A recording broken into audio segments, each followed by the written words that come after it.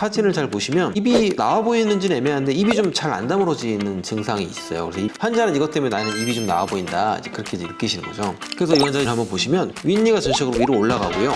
그에 따라서 아래턱이 이렇게 회전하면서 이 턱 길이가 좀 짧아지죠. 45도에서 봤을 때도 수직적인 부분에 대한 개선이 필요하다는 진단 하에 재교정 치료 후에 환자분이 원하는 바가 이제 달성이 될 수 있었던 이유가 있었던 거죠. 교정 치료라고 하는 거는 다른 치료들에 비해서 굉장히 효과가 확실한 치료거든요. 그러니까 너무 두려워만 하지 마시고 교정 치료를 하시는 거는 삶의 질에 있어서 도움이 많이 된다라는 말씀을 좀 드리고 싶습니다.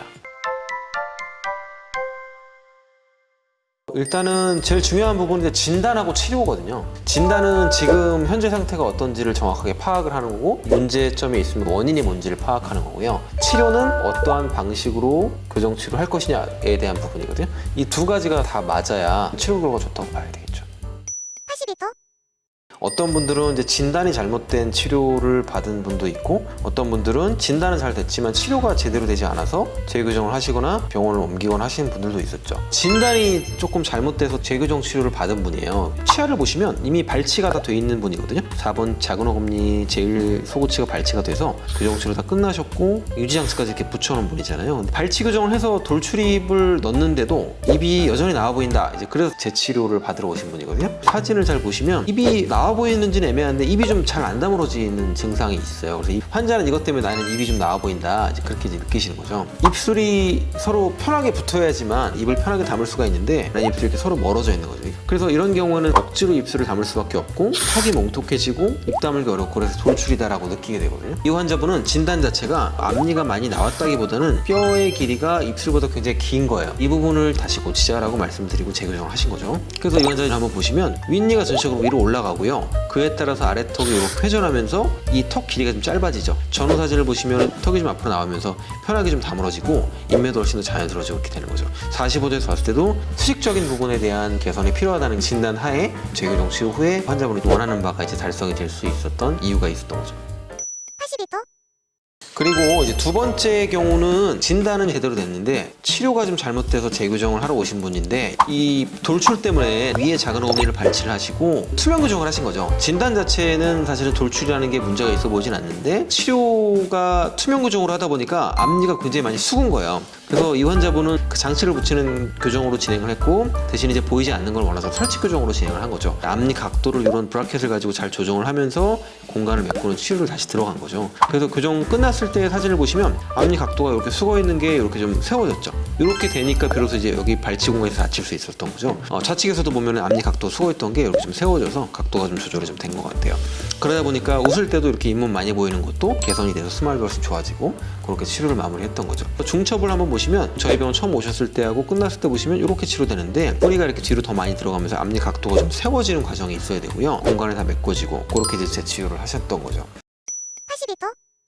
그래서 우리가 간단하게만 설명을 드리면 뭐가 과연 교정 치료가 잘 된 거냐, 그거를 설명할 때 크게는 이제 두 가지를 보면 됩니다. 치아가 기능을 올바로 할 수 있게끔 치아 배열이나 교합이 잘 맞춰졌는가, 그게 첫 번째고요. 신미는 말 그대로 이제 이쁘게 됐냐는 거죠. 기능적인 거는 크게는 두 가지예요. 치아의 물림을 이제 교합이라고 하는데 균일하게 물리게끔 잘 형성이 됐느냐가 첫 번째. 그 다음에 이제 동적인 교합이라고 해가지고 아래턱을 움직일 때 턱관절에 무리가 되지 않을 만한 그런 교합이 형성이 잘 됐느냐, 까지라고 보시면 돼요. 두 번째는 이제 신미적인 건데, 치아의 신미는 제일 먼저는 이제 배열, 이가 가지런히 잘 펴졌는가, 앞니 각도도 굉장히 중요합니다. 앞니가 앞으로 뻗치면서 배열되면 절대 이쁘지가 않아요. 그리고 웃을 때 잇몸과 치아가 얼마나 노출이 되는지, 너무 많이 잇몸이 보이는지 혹은 치아가 너무 덜 보이진 않는지, 뭐 이런 것들 있죠. 그리고 다른 하나는 이제 얼굴의 신미인데, 그러니까 얼굴하고 윗니 아랫니의 중앙선이 위치하는가, 치료가 끝났을 때 이런 것들이 종합적으로 잘 만족이 된다라고 하면은 그거는 치료가 잘 된 케이스라고 볼 수 있겠죠. 82도? 쉽지가 않죠. 그게 사실 쉽지가 않은데, 몇 가지 말씀을 드릴 수 있는 거는, 예를 들어서 내가 돌출입인 증상이 있거나 혹은 무턱인 증상이 있는데 비슷한 환자를 성공적으로 치료를 끝냈는지, 그런 게 있으면 좀 도움이 될 수 있겠죠. 덧니가 있는데 뭐 비발치 치료를 원한다, 그럼 그런 덧니를 비발치로 치료한 비슷한 사례가 있나, 뭐 이런 것들을 참고할 수 있다면 상담을 가셨을 때 도움이 될 수는 있을 것 같아요. 그리고 이제 학회나 이런 데서 치료 결과에 대해서 평가를 해서 상을 준다든지 여러 가지 그런 것들이 좀 있을 수 있거든요. 그런 것에 적극적으로 참여를 하고 좋은 평가를 받는 그런 의사나 병원이라면 도움이 될 수는 있을 것 같아요. 관련된 증상에 대한 논문이라든지 학술활동이라든지 이런 것들 열심히 하시는 그런 거라면 그 병원을 고르는 데 도움이 될 수 있는 그런 객관적인 자료 중 하나라고 판단할 수 있을 것 같습니다. 그리고 또 하나 중요한 게 그 병원의 스텝, 그것도 굉장히 중요해요. 한두 번 가고 끝나는 게 아니잖아요. 그 2년 남짓의 기간 동안 하기 때문에 병원을 되게 여러 번 가거든요. 근데 그렇게 갔을 때 직원들이 굉장히 불친절하고 그러면 굉장히 그것도 스트레스일 수 있어요. 그래서 직원들이 얼마나 좀 친절하고 커뮤니케이션이 잘 되는지 그런 부분들도 좀 참고하시면 좋을 것 같아요.